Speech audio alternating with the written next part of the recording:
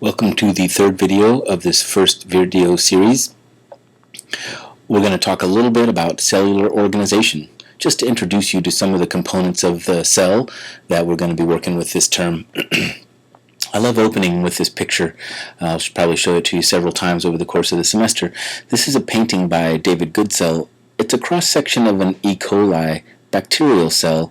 There's a lot of stuff going on here, and that's the main reason for showing it to you.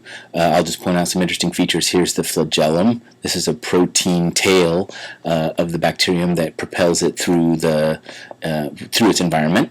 There are two membranes here. The outer membrane is studded with carbohydrate molecules, so it's a very complicated structure and very complicated surface. But we also see that both this outer and inner membrane are studded with proteins, some of which are transmembrane. They cross the membrane, providing a conduit for information and solutes across the membrane.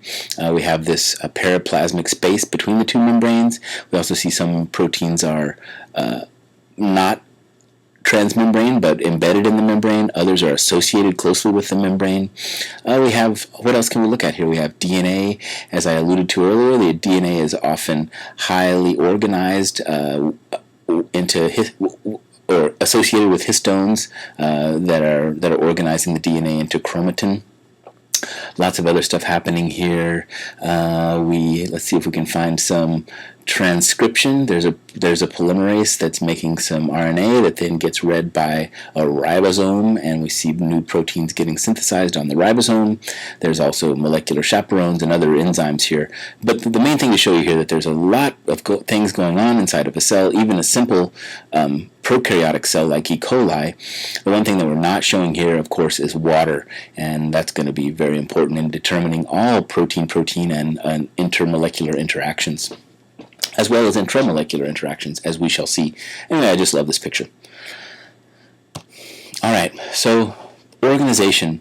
Compartmentalization is key to the organization of the cell and to the ability of cells to carry out different kinds of chemical processes that might be carrying a chemical reaction in opposite directions in one organelle versus the other. So the compartmentalization is accomplished through the creation of different organelles here. The other interesting thing that we see here is that in a plant cell we have this rigid cell wall that gives the cells very well-defined structures, boundaries, whereas for example, in a mammalian cell here we don't see nearly the kind of rigid organization, the much more dynamic, perhaps, overall structure. I don't know if I want to go in too deeply into these different organelles, but and this would all be review for you anyway. But of course, there's a nucleus, which in this cartoon is surrounded as sort of like this field of endoplasmic reticulum, perhaps where protein biosynthesis is taking place. There's the cytosol, in which there are embedded several other kinds of organelles: mitochondrion, peroxisome, lysosome, Golgi apparatus. We have these sort of probably these are actin filaments or something like that. We see very similar organization in the plant cell as well. Some extra organelles, for example, here's a chloroplast. Something that's worth talking about, as long as we're keeping on our history theme, is mentioning the name of Lynn Margulis, who in 1967 published a paper on an endosymbiotic theory. Now, this is a theory that had been around for quite a while before her, but she articulated it very clearly and used microbiological observations to support her ideas. This idea simply is that some of the organelles that we see, for example, the mitochondrion or the chloroplast, might have arisen through the engulfment of one organism by a larger organism, and then both organisms then surviving and then going on to establish a symbiotic relationship. And this, it's worth pointing out because, as I mentioned, science is not a static thing. Knowledge grows and develops and sometimes changes radically. Lynn Margulis was ridiculed for a long time by the scientific community for the promulgation of this idea, and in fact now this is widely held to be an accurate representation of the history of life on the planet. And so we can see that things can turn around, and the preponderance, hopefully it works by the preponderance of evidence, eventually changing those scientists who were ridiculing Dr. Margulis into those who now also share her ideas. a little bit more on these two organelles. There's the mitochondrion, we'll call it the powerhouse of the cell, and the chloroplast, which is used for the generation of energy in photosynthetic organisms, the photosynthesis center, really. What these organelles allow us to do is to control, in these cases, is to control metabolism. So we have to segregate different elements of metabolism to different compartments in order to allow chemical reactions to proceed that might otherwise not proceed or might be contrary to the goals of other organelles.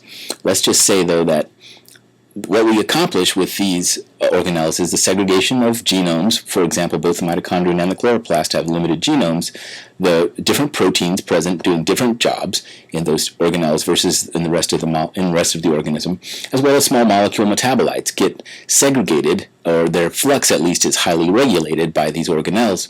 The other interesting thing that the organelles accomplish for us is the maximization of the surface to volume ratio. You see how convoluted this inner membrane is of the mitochondrion, and likewise, perhaps more organized, but still the bottom line is that we get a tenfold increase in the area of that inner membrane relative to the sort of the surface of the mitochondrion as considered as just a cylinder or pill shape. That allows us to carry out a lot more chemistry. Both the enzymes that are involved in energy production, both in the mitochondrion and in the chloroplast, are membrane-bound or membrane-associated proteins. So if we increase the surface area of those membranes, we increase the potential for carrying out the chemistry of those organelles. Okay, next up I have a couple of videos that I want to show you just to give you a sense of, again, of the complexity. We're not going to be memorizing any of this stuff right now, but I want you to have a sense of the complexity of the organism. And these two videos, which are composites of generated by a technology called electron tomography. These are basically electron microscope images that have been generated in a time-dependent fashion, as well as an organelle or an organelle-dependent fashion. So we can tease apart what's happening in the cell by organelle and over time. So let's just watch these and enjoy. I'm not going to make any attempt to tell you about what's happening in these different organelles, but suffice it to say that this is a very complicated and dense system. Maybe I'll point out that perhaps this is a nucleus. Let's dive in now. These are probably mitochondrion, right? So they're looking awfully different than the standard sort of pill-shaped mitochondria that we're used to seeing and that I showed you in the previous cartoon. Very complicated structures. We zoom all the way in now, and we see many vacuoles and other compartments, microtubules, etc., making up an extremely dense and complicated system. Before I move on to the next video, let me introduce you to a couple more organelles. As opposed to the mitochondrion and chloroplast that are engaging in energy metabolism, these two, the endoplasmic reticulum that I'm showing on the left and the Golgi that I'm showing on the right, regulate the synthesis and traffic of proteins. So, of course, genetic information is transcribed in the nucleus. We generate messages that are then converted or read as protein in the endoplasmic reticulum. Particularly, this is the rough endoplasmic reticulum, the roughness, of course, coming from the dotting of the surface with ribosomes. And again, we see the extremely convoluted structure here in the endoplasmic reticulum. And of course, we have means of controlling the transit between organelles and compartments of the cell. The Golgi apparatus, also terribly interesting. This is a great cartoon. I don't think the cartoons that I'll show you in the upcoming video are quite so beautiful as this, but the bottom line is that we see a maturation of proteins that are synthesized in the endoplasmic reticulum taking place as we migrate through the Golgi stack, and the transmission from the ER to the Golgi happening through these vesicles, and then the reemergence of new vesicles of highly processed protein out to their individual organelle targets happening on the opposite face of the Golgi. So let's look at a video of this. Now, again, electron tomography. I don't have a citation for these. I should provide you with the people doing the work. But basically, we're looking at different components of the same cell, and we're going to lay them back on top of each other. So we saw the nucleus, and now we're looking at microtubules along which proteins and organelles are moved in the cell. These are the mitochondria. Again, note that the shapes are a little bit different than what you might be used to seeing. Here are just ribosomes. And of course, those ribosomes are embedded in the rough here's the smooth endoplasmic reticulum. They're going to be involved in the rough endoplasmic reticulum there. Here's proteins moving from the rough ER into the Golgi stack. We don't see anybody moving out of the Golgi stack in this image, but you get the idea. Newly synthesized proteins brought into the Golgi for processing, as we'll discuss, and sorting. And here's the whole movie. And you can see again that it's extremely dense. Here, Brad Marsh is the scientist working on these images. Beautiful cartoon. Again, just giving you the sense of the degree and complexity of compartmentalization in the cell. Okay, a couple more pictures to show you. I like to show this cartoon. I think this is from your textbook. The boundaries of all those organelles are membranes. The membranes themselves are incredibly complex. We might even think of the complexity of a cell being fairly fractal. We look at the surface of a cell and it looks just like a blob. We look closer and we see that the blob is subdivided into various compartments. We look at the surface of an individual compartment and see that it too is incredibly complicated. But let's break it down. Here is the lipid bilayer. I'm sure this is a structure that you've all thought about before, composed of non-covalently associated phospholipids. Here we have in blue these sort of hydrophilic, and this is a term I'm introducing now, hydrophilic head groups and hydrophobic tail groups in yellow, organized again non-covalently, non-polar groups pointing at each other. Let me say as an aside, this idea of self-organization governed in this case in terms of the lipid bilayer, self-organization driven by the hydrophobic effect, the sequestration of hydrophobic surface area away from the aqueous environment, and exposure of polar head groups. And in addition to this fairly beautiful and fairly simple lipid bilayer structure, we have proteins. So we've got fats. Let's add to that proteins, some of which are integral membrane proteins. They transit the membrane. Others are integral membrane proteins that have a pore that might allow the passage of actual chemical solutes through the membrane in a controlled fashion. In the case of this protein, perhaps all we're conveying is structural information. We'll get into that more. Beyond integral membrane proteins, we have peripheral proteins that are associated, again, non-covalently with the surface of the membrane, and we can imagine that we could localize those proteins on different portions of the surface of the membrane, depending on what kinds of lipids are available for those non-covalent interactions to occur. Let's look again here at the lipid-anchored protein. So here's a protein that's otherwise going to be soluble, but is held on the membrane through a carbohydrate linker physically to the membrane itself. So physically linked to a lipid that's again associated with other lipids in the membrane. So what we see here is a protein that's sequestered in the membrane through a lipid tail.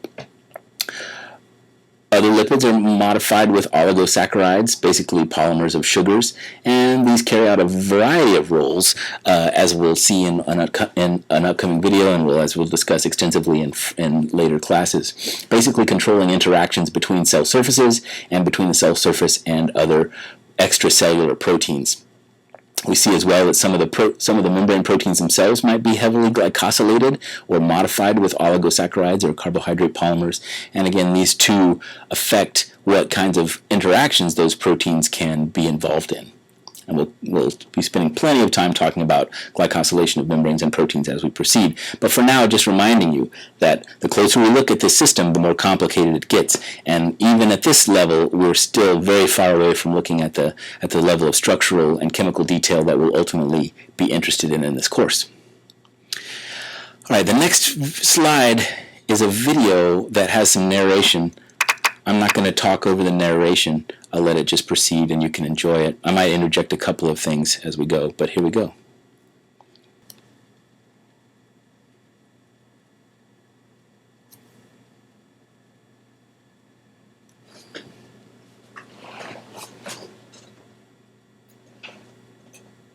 While red blood cells are carried away at high velocity by a strong blood flow, leukocytes roll slowly on endothelial cells.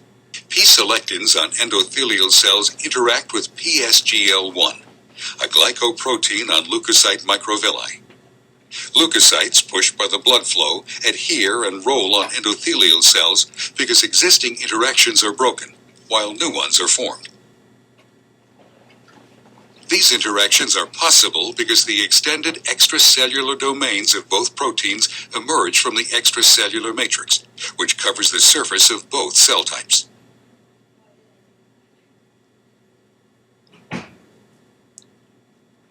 The outer leaflet of the lipid bilayer is enriched in sphingolipids and phosphatidylcholine. Sphingolipid-rich rafts raised above the rest of the leaflet recruit specific membrane proteins. Raft's rigidity is caused by the tight packing of cholesterol molecules against the straight sphingolipids hydrocarbon chains. Outside the rafts, kinks in unsaturated hydrocarbon chains and lower cholesterol concentration result in increased fluidity. At sites of inflammation, secreted chemokines bound to heparan sulfate proteoglycan on endothelial cells are presented to leukocyte 7 transmembrane receptors. The binding stimulates leukocytes and triggers an intracellular cascade of signaling reactions. The inner leaflet of the bilayer has a very different composition than that of the outer leaflet. While some proteins traverse the membrane, others are either anchored into the inner leaflet by covalently attached fatty acid chains or are recruited through non-covalent interactions with membrane proteins. The membrane-bound protein complexes are critical for the transmission of signals across the plasma membrane. Beneath the lipid bilayer, spectrin tetramers arranged into a hexagonal network are anchored by membrane proteins. This network forms the membrane skeleton that contributes to membrane stability and membrane protein distribution. The cytoskeleton is comprised of networks of filamentous proteins that are responsible for the spatial organization of cytosolic components. Inside microvilli, actin filaments form tight parallel bundles, which are stabilized by cross-linking proteins. While deeper in the cytosol, the actin network adopts a Okay, that's really enough of that. If you go back and watch that video again, what I want you to pay attention to is all of the non-covalent interactions that are driving self-organization of the cell. There's a couple of important details to point out to you. Interactions between cell surfaces mediated by proteins on the cell surface that are heavily glycosylated, that is modified with carbohydrates. Those interactions are determining the interactions of the cells themselves. Secondly, we think about the organization of the lipid bilayer. As I mentioned, it's highly complicated, but also highly self-organized. And we saw how just by varying the composition of the lipids in the particular leaflet of the membrane, you can vary what kinds of proteins get targeted into those little rafts or portions of membrane, independent portions of membrane. So anyway, but the basic idea here is to give you a sense of how beautiful and complicated, but generally interpretable, all of the interactions that determine the structures of living systems are. Okay, only a couple more slides here before we stop, but let me just show you again that as the slide gave you, as that video gave you the sense, organization in the cell is dynamic. It was just discussing actin filaments and microtubules. Here we see in this micrograph of some mammalian cell, we see in red, differentially fluorescent stained for red actin and green microtubules, and we can see now that the structure and the transportation network of the cell it transits the entire cell in a dense web. So we don't want to leave this discussion with the idea that the cell is just a bag of cytosol. In fact, it's a highly organized system, and that system of organization depends on actin filaments and microtubules. So now we again come to this cartoon and see how we can see how even underrepresented the particular cell is in terms of the organizational structure of cells. We're at the end of video 1.3, and I guess the organizing principle behind this video has been the idea of self-organization in biological systems, and we will continue that theme through the next series of lectures. Next up, video 1.4, biological molecules. See you there.